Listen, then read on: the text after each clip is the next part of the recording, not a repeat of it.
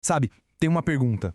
Uma pergunta que a humanidade se faz desde que a gente olhou para as estrelas e percebeu que existia. É uma questão que está na raiz de tudo, da religião, da filosofia e da própria ciência.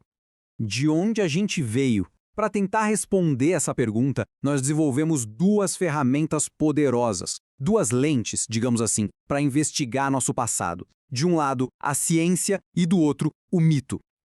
Então, o nosso roteiro é esse. Primeiro, a gente olha pela lente da ciência. Depois, mergulha nas narrativas da criação, nos mitos. Aí, vamos tentar entender o que esses mitos querem dizer e, no final, juntar tudo para ver como essas duas visões, que parecem tão diferentes, na verdade, se completam. Pensa assim, ó. São duas investigações com objetivos diferentes. A ciência, ela vai lá, pega os fósseis, analisa o DNA e pergunta: como? Como essa espécie chegou até aqui? Já o mito olha para o nosso lugar no mundo e pergunta: tá, mas por quê? Qual é o sentido disso tudo? Um quer saber dos fatos, o outro do significado. Então vamos lá, começando pela lente da ciência. A história que ela conta é uma jornada biológica que durou milhões de anos, sabe? É uma saga de sobrevivência, de adaptação que está escrita ali nos ossos e nos genes dos nossos ancestrais. Olha que incrível essa linha do tempo. A nossa história tem uns saltos gigantes. Pensa só, há mais de 3 milhões de anos, uma ancestral nossa, a famosa Lucy, já estava andando em pé. E só isso, só de ficar em pé, liberou as mãos. E com as mãos livres, o Homo habilis começou a fazer as primeiras ferramentas de pedra. Depois vem o Homo erectus e, pá, domina o fogo. Isso muda tudo. E aí, finalmente, há uns 300 mil anos, lá na África, surgimos nós, o Homo sapiens. Ok, então a gente surgiu na África. Mas e aí?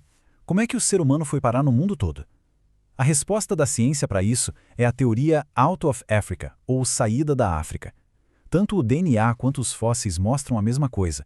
Nossa espécie nasceu lá e a partir dali começou uma jornada incrível, povoando cada canto do planeta. E a conclusão disso é muito forte, né? No fim das contas, todo mundo, não importa onde, compartilha essa mesma ancestralidade africana. Então, tá.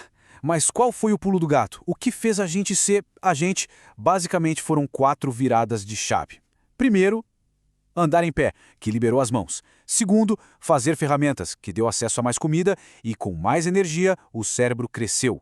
Terceiro, o controle do fogo, que além de proteger e aquecer, permitiu cozinhar a comida. E o quarto, talvez o mais importante de todos, a linguagem complexa. Foi ela que permitiu que a gente cooperasse em um nível que nenhum outro animal consegue. Beleza, agora vamos fazer uma troca. A gente guarda os fósseis, guarda o DNA por um instante e troca de lente. Vamos entrar agora no mundo do significado, no mundo das histórias. Porque, pensa bem, toda cultura, em qualquer lugar do mundo, sempre criou narrativas para responder não só o como, mas principalmente o porquê. E aqui tem um ponto super importante, tá? Mito de fundação não é sinônimo de mentira ou história falsa. Pensa neles mais como mapas simbólicos. A ideia não é registrar um fato, tipo um livro de história. A ideia é revelar como uma cultura se vê, quais valores ela tem, qual é a verdade daquela cultura sobre a vida. Vamos ver uns exemplos. Na mitologia Iorubá, o deus supremo, Olorum, dá a missão para o orixá Oxalá, criar os seres humanos usando barro. Oxalá vai lá, molda as figuras, e aí Olorum sopra a vida, o M, dentro delas. Olha que história bonita. Já conecta a gente direto com a terra, com a matéria e com o divino, com o sopro da vida. Guarda essa ideia do barro, que ela vai voltar. Agora, olhando para as tradições tupi-guarani aqui do Brasil, a história tem uma semelhança impressionante. O deus Tupã e a deusa Jaci, a lua, descem numa montanha e moldam o primeiro casal a partir da argila. E depois, sopram a vida neles. Tá vendo o padrão? A terra como matéria-prima, o sopro que dá a vida. O tema se repete. E na tradição judaico-cristã, a história do Gênesis é bem conhecida, né? Deus forma o primeiro homem, Adão, do pó da terra ou do barro e sopra nas narinas dele o fôlego da vida. De novo, a mesma ideia. E aqui a história também estabelece essa relação especial, essa responsabilidade que a humanidade tem com o seu Criador. Já na mitologia greco-romana, a coisa é um pouco diferente. A criação do universo começa com forças da natureza, o caos, Gaia, que é a terra. E a humanidade não é uma criação direta do Deus principal. Quem nos cria é um titã, o Prometeu. E ele não só nos molda, como também rouba o fogo dos deuses e nos entrega, um ato de rebeldia que simboliza o nosso acesso ao conhecimento, à tecnologia. É muito legal conhecer essas histórias, né?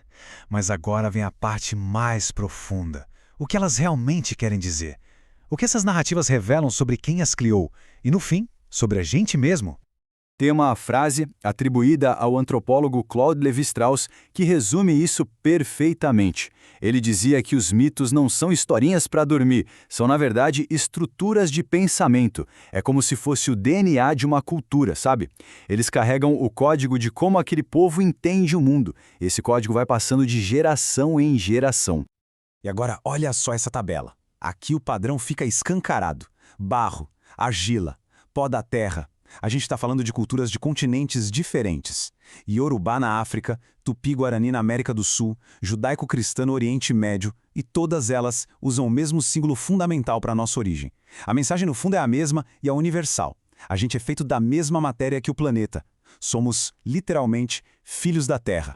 Mas afinal, para que servem essas histórias? Elas têm funções super importantes na sociedade. Elas criam um senso de identidade, de nós. Elas ensinam o que é certo e errado naquela cultura. Elas nos ajudam a lidar com as partes difíceis da vida, como a morte, o sofrimento. E, claro, elas conectam nosso dia a dia com algo maior, com o sagrado, com o universo. E com isso, a gente chega no ponto em que tudo se junta. A questão aqui não é uma briga para ver quem está certo, se é a ciência ou o mito. A ideia é perceber que são duas perspectivas que se completam. E as duas são essenciais para a gente entender o que é ser humano.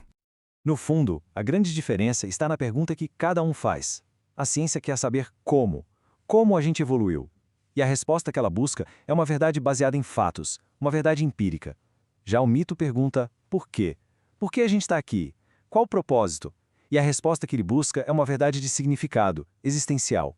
Uma não anula a outra, elas só estão em campos diferentes, respondendo perguntas diferentes. Para simplificar a coisa toda, a ciência conta a história do nosso corpo. O mito conta a história da nossa alma, da nossa consciência. Pensa assim, uma é a história do nosso hardware biológico, a outra é a história do software, da nossa busca por sentido. E só juntando as duas é que a gente tem uma imagem completa de quem somos. Isso tudo nos deixa com uma última provocação para pensar. Quando a gente coloca essas duas grandes histórias lado a lado, a da ciência gravada nos nossos genes e a dos mitos, tecida pela sabedoria dos nossos ancestrais, o que elas juntas têm a nos dizer sobre quem somos hoje e, talvez mais importante, para onde a gente está indo.